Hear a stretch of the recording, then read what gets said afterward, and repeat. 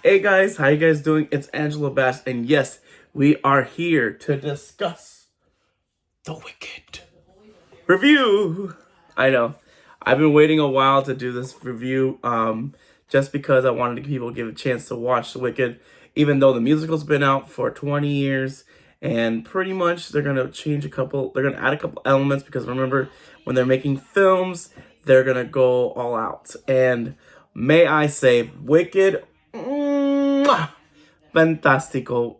It was a masterpiece upon masterpiece. The fact that I'm gonna give a little background. So I have never seen the musical before. I have been wanting to see it since I was a kid, and I had one chance to see it when Adina was still Elphaba in Miami, and boy, oh boy, I had one chance and I couldn't do it because I was young. And, I didn't really have people to go with me. And I was like, a teenager at that point, so I couldn't see it. So I missed out on it. But for a long time, a lot of theater kids out there would appreciate what I'm saying. I never knew about musicals. I grew up, elementary school where they teach you all the activities, all the fine arts. And I didn't really dove into musicals that much. I was in musical theater, of course, all my life. But I never really dove that much until I actually, one of my teachers that I'm actually still friends with on Facebook, her name is Heather Schmulian. She actually introduced all the musicals to me, from Beauty and the Beast to Phantom of the Opera, Wicked, Hairspray, all of them. And I performed a lot of these songs, not Wicked, but other songs before I left. And then when I was in high school, my best friend from chorus, Danny Justo, and me used to always sing these songs. And back then, my range was a little bit different. I mean, I sing more masculine now because I don't have my girly voice. My falsetto voice is coming back. But I digress. So Wicked, it was a beautiful masterpiece. I was a little bit weary about how Wicked was going to turn out in different ways because, like I said, people don't realize when something has already been established prior, directors and executive producers and writers, they don't get credit for stuff that's already been established prior. They have to make it their own.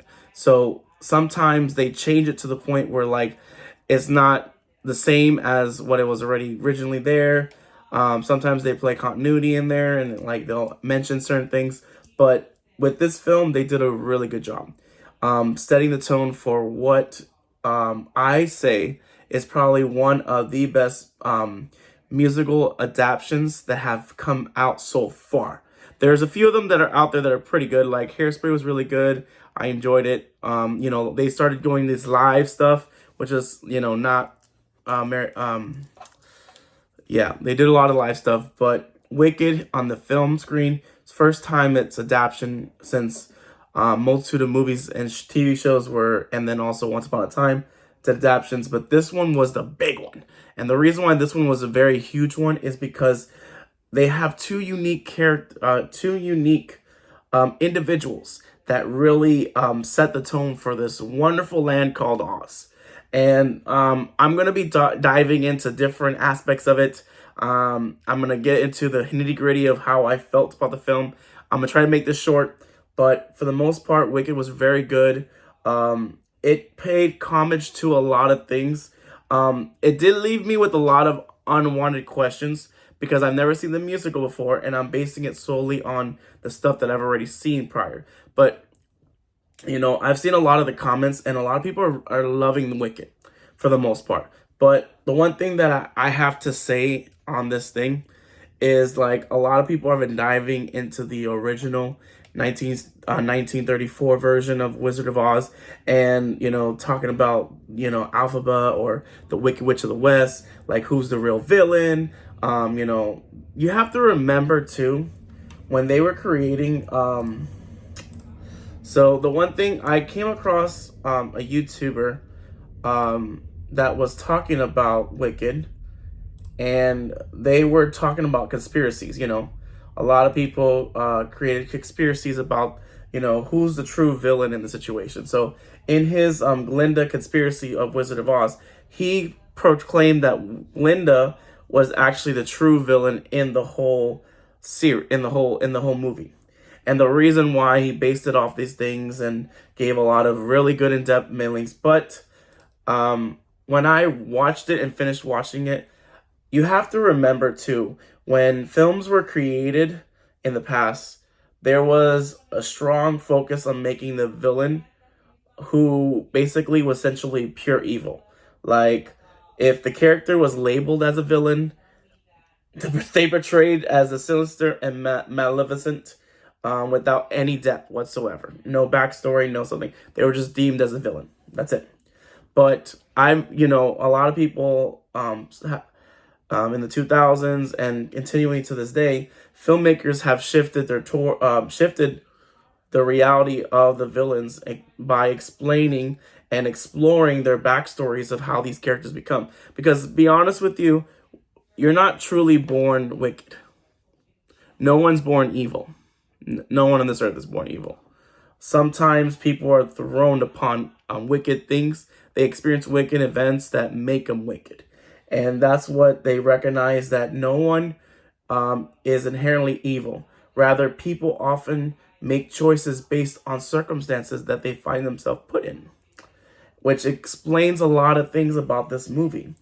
While some of the theories that this person was talking about and the characters in the current moviescape holds merit, which is true, it does hold merit to certain factors, and I'm not going to get into that, maybe later on if you want me to explain that. It's important to understand that the history of the Wizard of Oz has expanded so much from the books, from the movie 1934 version, from the TV shows, from Once Upon a Time, and now with the musical Wicked. So the story has evolved so much to the point where it's changed significantly, and you shouldn't overlook anything. And that's what I wanted to say a lot about this musical. And the reason why I say that is because that's essentially what this movie represents. This movie represents how two young people meet each other in circumstances that make them and shape them who they are. Like, they're truly essence. And it also represents the way that friendships are bonded. We create these magical bonds with people based off certain situations that happen. And I'm not gonna lie to you, Cynthia and Rose and Ariana Grande literally blew the house away. I am so happy when I was in the theater that everyone got the chance to actually let them sing. And it's nothing wrong with people singing in the theater. I just want to hear their vocal range. And, lo and behold, I didn't realize that Ariana Grande started her career in Broadway before she was in Victoria. So that was a surprise to me. I mean, I knew she could sing, but I didn't know she could sing in that depth that she was. And the beauty of this movie is that a lot of things make it so well. Like, the production value was so much, the budget was really high, but there's a reason why the budget was really high. There was no CGIs involved in the whole making of the film. Most of their sets were pretty made up. I mean, they were literally, all the sets were made up. And each scene that shows these, popular Defying Gravity, all of them sang live. They sang live with no cuts, no audio fixed or anything like that. They literally sang it as they were doing their lines, verbatim. And that made me even appreciate the film after I watched it. If you guys haven't seen Wicked, please watch Wicked. I got this at Regal. A lot of movie theaters now are trying to get into this little thing of making little merchandise stuff for the movies. I got this one and also the bucket, but I like this because it represents what the witch, simple. Like, and the witch really wasn't evil. And I want to really dive into this character because the Wicked Witch in Elphaba, she's been placed already. She's been labeled a villain the moment she was born. And that's because her mom cheated. Her mom cheated on the Munchkin, the governor of the Munchkins. And the one thing I have to say too, which I'm going to bring out on this thing, is like, how dare they do not keep it to the original. the one thing I realized after watching this film and actually seeing, different people's reactions and all that stuff, and they've been talking about Wicked a lot, Wizard of Oz too. It's been popping up on YouTube. If you haven't looked on YouTube, it's popping up like crazy. But the one thing that has been not told a lot is that Oz is a magical place. So why is it that they're only showing the Munchkins only? There's other creatures that live in there's other beings that live in Oz, but for some reason, the Wizard of Oz from 1934, and then this one, Wicked, it only bases it off of Munchkinland. There's no other creatures mentioned in the fucking whole series. And there's been multiple books, so I haven't read the books yet. But yeah, and that's another thing too. Like, you can't compare both films, the old movie to the Wicked series. I mean, to Wicked movie now, is because they're two different things. It's supposed to be the prologue, so it left me with a lot of unanswered questions. And the questions that I left me answered is that what's the expand from Elphaba this moment in Wicked when Dorothy immerses into Wizard of Oz. Now, they said in the beginning that Ariana Grande, Glinda, said that they met many, many moons ago when they were in school together. And I can believe that. But the one thing that has not been established in the film is that does Glinda actually have abilities? Like, that's the one thing I've realized watching her in Wicked. Maybe they might explain it a little bit more. But the one thing that a lot of people tend to forget, they want to place Elphaba as misunderstood, which is true. She was misunderstood. She fought for people that never fought back for themselves. And she had a sense of like immorals, injustice, and all that stuff. And a lot of people want to throw bash at Glinda because like she was, look, Glinda pretty much established who she was. Like, she was very selfish. She was self-centered, spoiled person that believed whatever she wanted to do. But that was her. She introduced herself like that. But as you immerse yourself into the film, I want you guys to think about this. She evolved the moment she met Elphaba. And their friendship also grew. Even though they know what they were doing, even though Glinda understood exactly what she was doing at the end when Divine Gravity sang, by the way, the girls killed it, but she still stayed neutral. Because remember, she doesn't really know exactly what is really happening because, like I said, Elphaba is way more smarter and catches on way more than Glinda does. Maybe Glinda later down the road when we watch Wicked Part 2 show a little bit more that answers my questions. But to be honest with you, I'm going to leave you guys with a question here. Because a lot of people want to give bash to Glinda, but you have to remember too, if the Wicked Witch of the West was Elphaba, was as evil as they said she was, if you saw what I saw in the theaters, she was able to decapitate the wizard right then and there. The fact that she blew up everything in the Emerald City. So not only was she she was probably one of the most strongest magic users in the land of Oz. Like, what really enforced her powers was rage and her emotions. But the fact of the matter is, if Elphaba was truly, truly evil, then honestly, things would have been way harder and way worse for Oz if she was truly evil. But I really believe that Glinda actually there's a reason why Glinda and her have this really bond.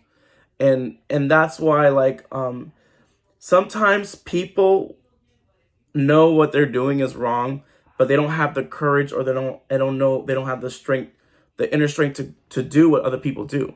Sometimes people just grab on and just go for it. Other people don't. It doesn't mean that they're a coward or they're being used or manipulated. No, but they do it they do the same thing, but in a different way. So, in my interpretation of everything that's going on in the Wicked movie, I haven't seen part 2 yet, so we're going to see part 2.